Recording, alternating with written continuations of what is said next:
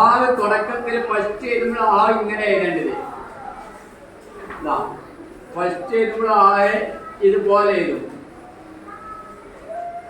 ഇനി ആകെ ഏതെങ്കിലും അക്ഷരത്തിന് നടുവില് സെന്ററിൽ വരണമെങ്കിൽ നമ്മൾ എന്ത് ചെയ്യാം, ഇവിടെ ആരുണ്ടത് നേരെ അടിയിലേക്ക് പോവാം. എന്നിട്ട് നേരെ പോയിട്ട് മാപ്പിട്ട് കൊണ്ടിട്ട് ഇങ്ങനെ വന്നിട്ട് ഇതിനടിയിൽ ഇങ്ങനെ അടിക്കാം. ഹായ്,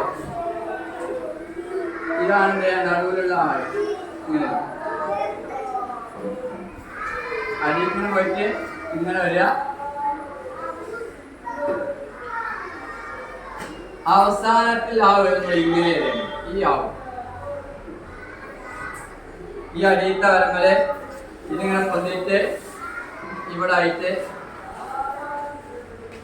ഈ അടിയിൽ തട്ടാൻ പാടില്ല.